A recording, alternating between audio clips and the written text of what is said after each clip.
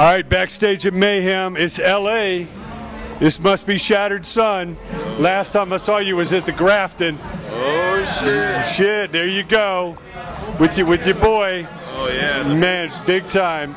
Chuck Billy. So now we got you guys out on the festival stage. So please, go down, introduce yourself, let us know what you do in the band. Marcus, vocals. Henry, the keyboard player. So I'm Rob, play drums. Jesse, I play guitar. Daniel, guitar. So what's this mean, man? Here, you take the mic.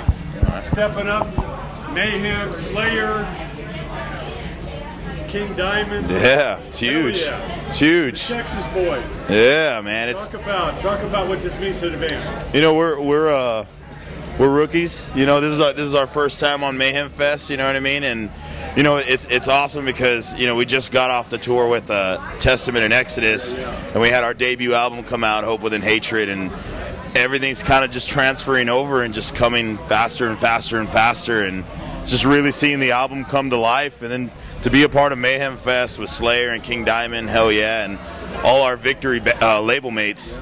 It's just a huge deal, man. You know, we don't take any of this for granted, man. It's a huge opportunity. Beautiful day, man. It could be a lot hotter out here. Yeah. There's some forest fires burning over here. I didn't know if the show was going to happen. We actually stayed like right next to where the forest fires are happening. Yeah. Wow. Yeah, about a mile away. Okay.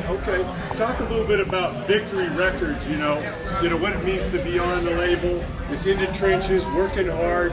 Make sure you guys got the merch and the roads and stuff handled. Yeah, you know, when we got with Victory, it was kind of a. I don't think we were able to kind of grasp the concept from like small town band to we got an album and now we're putting out an album to the masses. But Victory has been great. You know, a lot of our favorite bands when we were growing up came off of Victory. So to be a part of that legacy, and then, you know, like I said earlier, it's seeing the songs grow and Victory really, you know, has a hand in the pot. But the cool thing is they let us have our hands in the pot too. You know, they've never restricted us in anything. You know, from the album art, you know, we designed it, you know, ourselves, you know, the video, everything. It's really awesome to be a part of. I'm sure the guys have some things to say about it too. So they basically gave you the room to do what you do best and got behind you to support you. Yeah, especially with Victory Records, their lineup they had with artists coming from like Thursday to Atreyu to the Autumn Offering. Heck, the Autumn Offering stayed at my house, you know, a long time ago, and just you know, they've been a great team to work with, especially Ron. You know, he gets our name out there, especially radio promotions and everything. So Victory's been really good with us, man. And talk about the management team you guys got. You got JonnyZ, you got Chuck Billy, you got Maria and Adrenaline. Talk about, again, you guys probably don't know the difference, or maybe you had some younger managers, but what does it mean to have people that are seasoned in the game, they've been there, done that for decades? Yeah, it feels good, especially Adrenaline PR, man. They're really good, you know, the whole crew that works there. Just getting us out there, getting us all the interviews, and just, you know, meeting new people. And especially JonnyZ and Chuck Billy, man, they've been doing it forever, man. So Chuck's kind of like the older brother? Yeah, Chuck, man, he's more of the calm, you know, he's thrashed it out. He has his drunk story, so do we, you know, and he's lived it, he's partied, he's metal, we're metal, so we like to keep it. And JonnyZ, of course, he brought up the Alcoholica, Metallica, so. Of course. That was pretty. Amazing stuff. Yes. Pass the mic. Talk about, you know, the making of a record, kind of what the process was, putting the songs together and getting them recorded to the level that you were happy with. Definitely. Well, Daniel and Robert here basically write the skeletons of the songs. They bring it to us. We put in our own like influences into it, take out parts, put in parts, until we're satisfied with the song. And we came out with 10 solid songs, plus the Testament cover, Return to Serenity, our own rendition of it, and it turned out to be a killer album, definitely. That's great. Talk about the process of recording, you know. Was all the songs written and road tested, or was some stuff created in the studio? We had, I believe, maybe 2 songs on the album, Hope Within Hatred and Dead Set, that we actually road tested. We played those at a few shows here and there, and we actually did some pre-pro a few months before we went to the studio with Mike Sarkeesian of Spineshank, and we did a few songs with him, and then we took it to our producer and our engineer and / sound guy Robert Beltran, and he kind of put the finishing touches on those, and then helped us write some other songs for the album. So it was a lot of half and half. You know what I mean? It was a lot of creating in the studio, and then just kind of letting the road take you. You know what I mean? Letting the music really, take you in all kinds of different directions you never even thought of. You know? Sure. And why don't you talk about the importance of the band having some road work under your belt before you put this record out? Really kind of knowing what the audience wants, knowing how to deliver these songs live. Yeah, it helped us polish everything out a little bit. Especially, I think the ones that we really road tested was Hope Within Hatred. So we were playing that that one in Waging War. We were playing for about a year, live before we even put it on the album. So we got a bunch of good responses from it. So, and obviously now that's our new single. So. It's a lot of stacking. You know what I mean? We like to do a lot of the building in layers. You know what I mean? Like Daniel and Rob really come in with the solid foundation. And it's just stacking the bricks. You know what I mean? Once it comes to me, it's like I said, you let the music take you, and you just go with it. Sure. Now talk about the tour with Testament and Exodus, and what you learn, every night about delivering a strong live show and keeping it together, because every day you got to be on top form. Yeah, I think the coolest part about it was when we first got it. Of course, we were stoked. Who better to go on tour with? Chuck. You know what I mean? He's the man. So when we went out, of course, then it kind of set in like, wait a minute, we're going on probably the most metal tour of the year, and like we're new, like this is our first tour, so we knew. Go to the Lions. Yeah, literally. You know what I mean?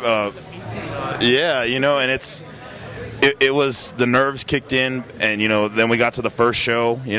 San Francisco, birthplace of thrash. Sold out, and I can't even explain to you the nerves, but all those crowds where you either won them or lost them in 10 seconds. And fortunately for us, man, we had the right guidance from the guys, and we won them every single night. And it really helped build the foundation for what we're doing now. You know what I mean? Really launched the career. Yeah. And on a tour like this, you get to learn from these front men like Tom Araya. Yeah. Diamond. Yeah, definitely. Chad. Hell yeah. Oh yeah, and I learned a lot from Chuck, and a lot from Steve Zetro from Exodus. Zetro especially. Every time I'd walk off stage, he'd be there. Come here, young man. Let me explain this to you, or let me tell you this, or tell you that, and that was the coolest thing about it, because they could have been the rock stars, but instead they chose to be the big brothers. You know what I mean? And that was awesome. You know what I mean?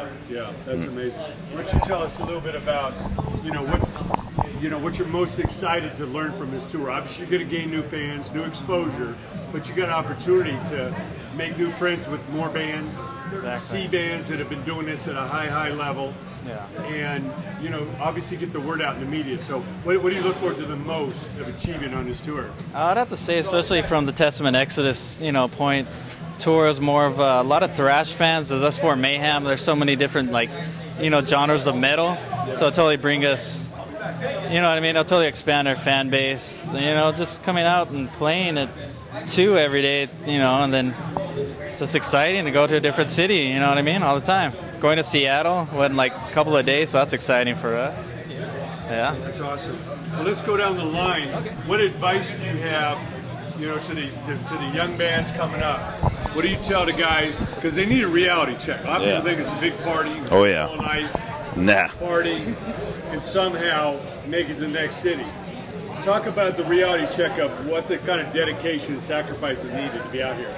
It's real, you know what I mean, and there's mistakes that we've made, you know what I mean, and learned from, you know what I mean. But the one thing I could say to kids coming up is, don't take every moment, whether it's the worst moment that can happen to a band, don't take that as this is it and I'm done. And it's a climb and it's a struggle, and I can tell you one of the worst moments in this band's history is how we met Maria, and how we met Chuck, and it's from that horrible experience that a local band would go through that would say, hey, you know what, I'm done, you know what I mean, and we chose not to do that, and it just so happened that that really messed up experience got us to the biggest and best opportunity that we ever had. So, you know, I just want to tell kids out there, you know, just keep jamming, you know what I mean? Don't say no. Play everything, play everywhere, and do what you can, you know? Exactly. It's a long road.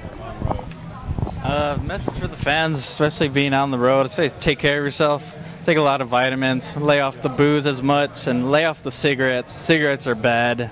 It's kind of like an athlete in training, you know? Exactly, yeah. You know, just stamina. Yeah, you just take care of yourself, man. That's all I can say. Try and get your rest, and try and eat. It's so long. Yeah. Try and eat right, man, because it's so hard being on the road. You know, especially I learned that in Testament Exodus. You know, there's pizza everywhere. It's just pizza and beer. You know, and especially it's so cheap to eat. You know, and it's hard to eat healthy, but just try. You know, take vitamins. That's exactly. Yeah. How about you? What advice you give? It's along the lines of what Marcus said. You persevere through the hardship, basically. I've been playing guitar for over 10 years now and stuff, and it just barely started picking up, you know, joining Shattered Sun and all that. I've been in the band for about 2 years. You know, prior to that, like, nothing was really happening to me and stuff. I was just a local musician and stuff, you know. And joining them, it really opened the door for me, going into, like, the music world and all that stuff.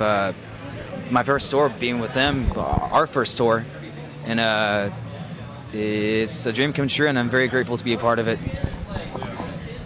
So I would say on the musician standpoint is basically keep telling yourself that you suck, so that way it kind of gives you room to improve, because usually once you start thinking that, you know, you're like the best drummer, best guitarist out there, and that, you know, you have your stuff together, that's whenever egos start coming in. So basically gotta keep yourself humbled all the time. Like, you know, I always beat myself up after shows all the time. You know, I'll drop a stick, or I'll miss a cymbal hit, or my monitors, or I can't hear my monitors or anything like that. So I basically just try to take all that in stride and try to better myself the next day, and, you know, pick the brains of all the other, you know, drummers that we have. Like, you know, we had Gene Hoglan and Thomas Hunting, you know, some of the greatest drummers out, and then, you know, all the drummers on this tour, and then, you know, Vinnie Paul Bostaff, and, you know, and then on our next tour we have coming up, you know, we have, you know, Dirk Verbeeren from Soilwork, and, you know, that guy's pretty amazing on the kit. So it's like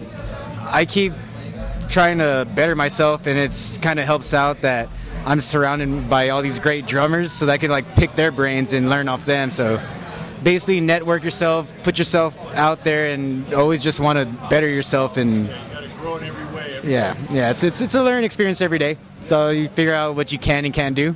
So, all right. Yeah, I guess be humble, man. After every show, after you get off stage, go out there, hang out with the fans. They actually really remember that. They remember, you know, you going out there talking to them, shaking everyone's hand and stuff like that.